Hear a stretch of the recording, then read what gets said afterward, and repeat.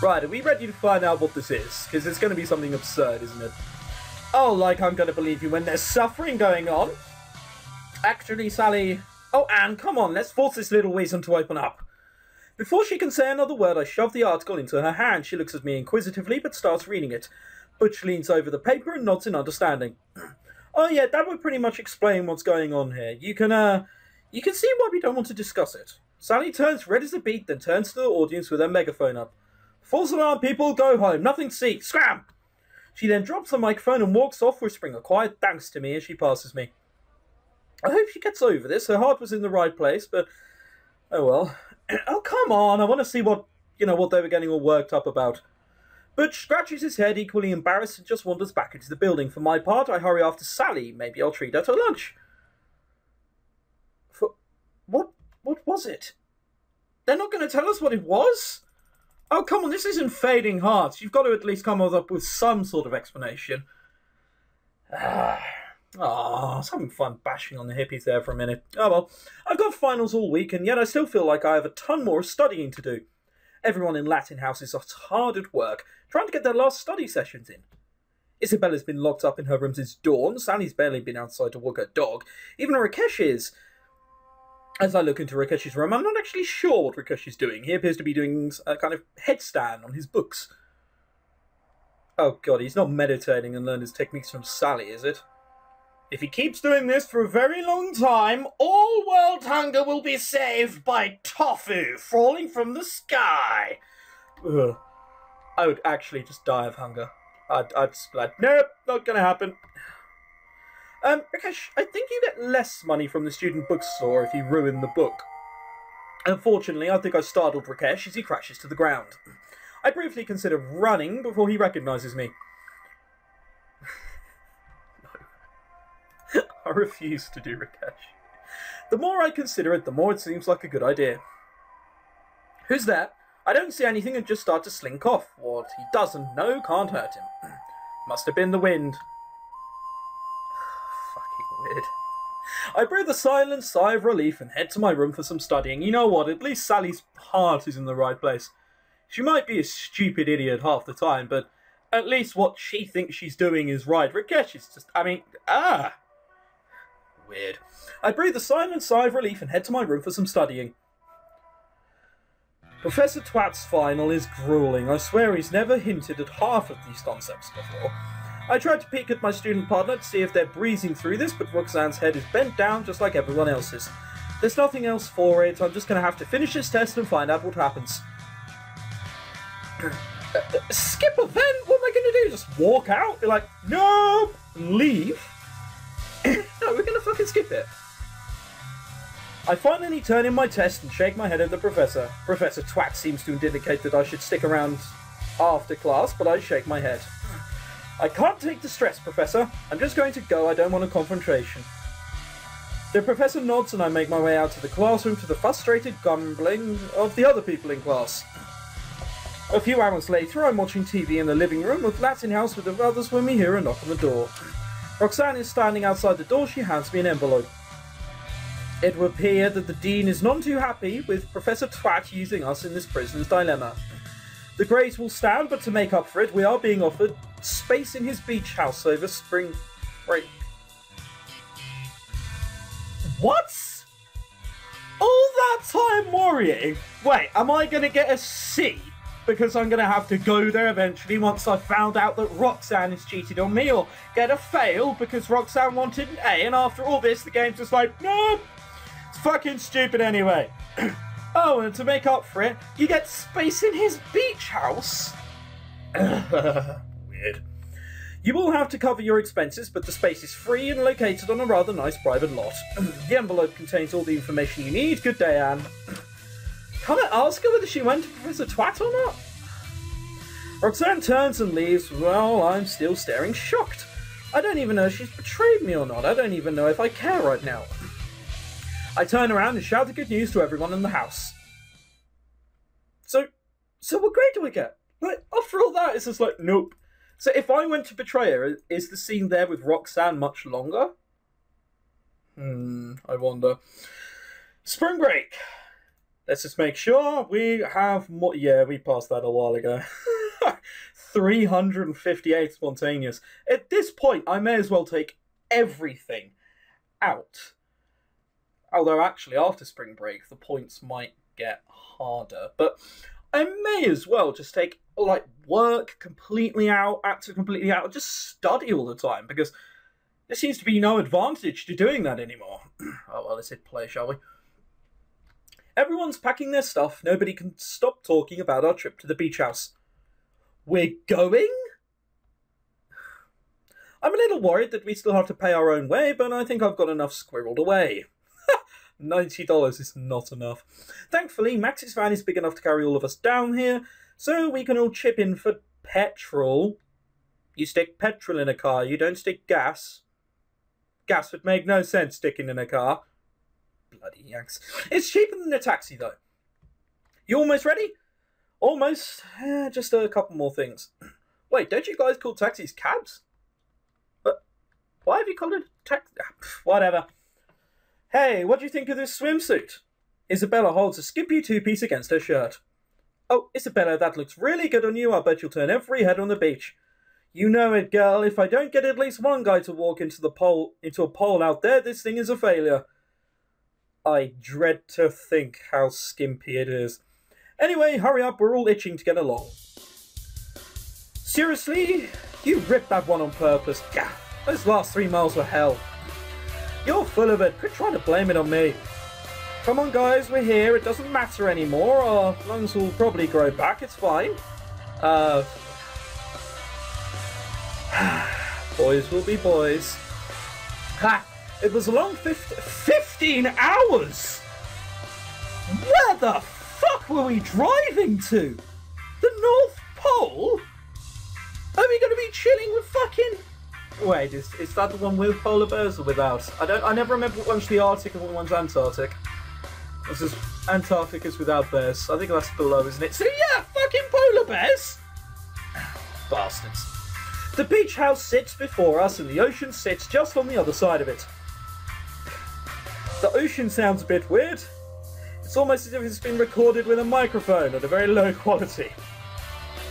It's pretty late, what do we want to do? Let's get settled into the house first. I want to see what the room situation is like. So, are we really the only ones here all week? Yeah, unfortunately Roxanne and the others had to bow out. They couldn't afford their own transportation. I feel bad, but this place doesn't really look big enough for all of us anyway. So wait, how many people were there included in that? Oh wait, it's only the people included in the extra credit assignment. And I'm pretty sure there are more than just me, Roxanne, and whoever the fuck else was there. What do I care? Like, story convenient. Let's just run with it.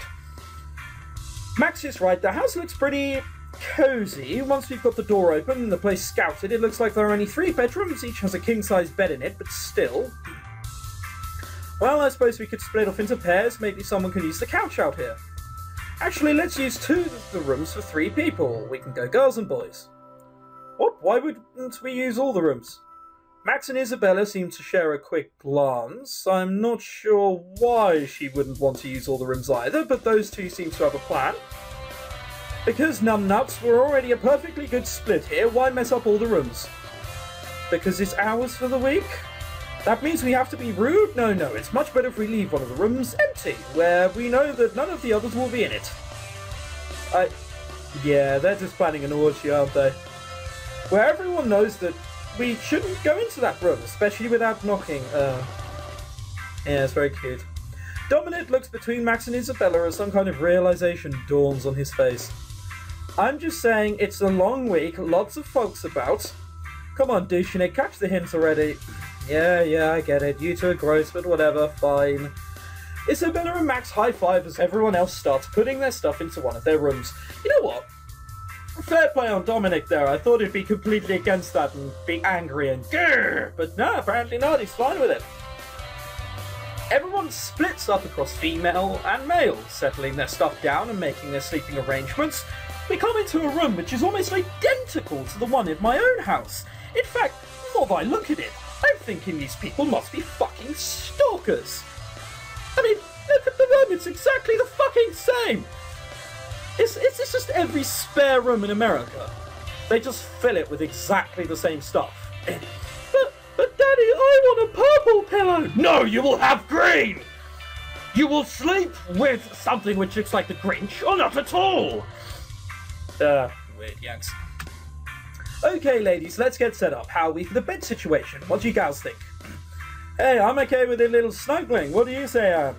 I don't know if that's, I can't believe I've been here 3 minutes and Isabella's already making me blush.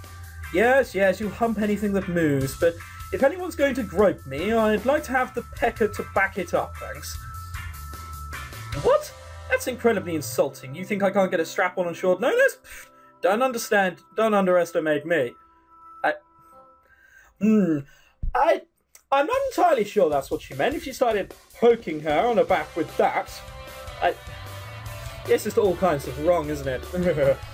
You're so gross, Isabella, but she seems more than happy with that suggestion. How'd you expect me to be when I've got two beautiful specimens rooming with me? Tell me at least you brought some nice revealing swimsuits. Laughing, we each take our bathing suits out of our luggage. Isabella inspects them while nodding her approval. Anyway, let's take turns with the bed. I brought a sleeping bag just in case, so I can take the first floor shift. That's awfully generous of you. Oh, totally generous of you. Yeah, well, I'm told I'm a bedhog, so I guess I'm just expecting to get kicked out at some point. We'll have a good laugh over that. Girl humour. Alright, let me go get some more blankets from the linen closet, and we'll see if we can't get a third space set up here. Why, just out of interest, if they're revealing swimsuits, that's just a bikini. And we keep calling them bathing suits and swimsuits. That's a very modest term for them. As Sally leaves, Isabella turns towards me with a wicked grin on her face. Well, I'm a free lady now, Anne. If you're going to make a move, now's your chance. I figured you'd be putting the moves on me. You always tease me. I feel as if I know what's the better choice here. I hope. I mean, you're going to be with two beautiful specimens all week. I was joking and you know it, don't be a downer. Oh, what? I thought she was going to say something completely different. Fine, we'll go back and do it. Right, so from these two options, as opposed to me going, I figured you'd be putting the moves on and, you know, shaking my hips, I'm going to go, you always tease me. Whatever. This is a good one, apparently. Not that I don't like it. Isabella smiles at me and reaches out a hand to tussle my hair. Don't you worry, Dave. We'll have a great time this week for sure. During sex, is she going to keep calling me Dave? That would be weird. I'm looking forward to it. We both grin at each other and the thought of the week to come. Okay, I think this'll do. Come on, girls. What say we turn in? Tomorrow's probably going to be just as long, if for different reasons. It's quite clearly midday outside. Why are we turning in? How long do we sleep? Whatever. Speaking of just as long, oh my god, Isabella. It's probably another few hours before we drift off to sleep. Jesus Christ, that really is skimpy. That's got to be illegal in some countries. Wow. Come on, everyone. The beach isn't going to lie all over itself. First one gets there gets to rub Santon lotion in my back. I can see Max bolting it already. Everyone's up and dressed for some fun on the beach. Sally cooked up some great vegan pancakes for breakfast. Vegan pancakes? Oh, I wish she wasn't our local cook. I have to admit, I'm rather looking forward to spending the day on the beach. Our first day here, we basically just went into a nearby town and picked up some supplies. We found a nice little outlet mall. Sally and Dominic wanted to look through it a bit, so we ended up spending our day in town just enjoying the local flavour.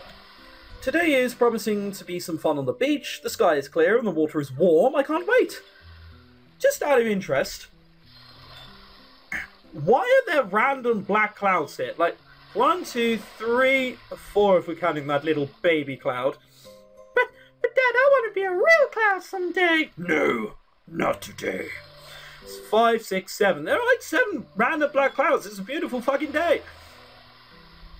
Also, more to the point, why are the clouds glowing? There is a clear glow around this cloud. Is this Jesus' second coming? Oh, better ask you about our resurrected. That was quite some trick. It really is beautiful out there. It makes the stress of this last quarter just melt away. We've got our own private beach. Fuck me! How much is the... It's the headmaster, isn't it? Or the dean? I don't know what a dean is. It's an American thing again. But how much is the dean paid? He has his own fucking private beach. And it looks fairly long as well. Well, it's not like 40 by 20 feet. Which means I don't feel nearly as self-conscious about walking around in my bikini. I'm gonna fucking call it that. It's not a swimsuit.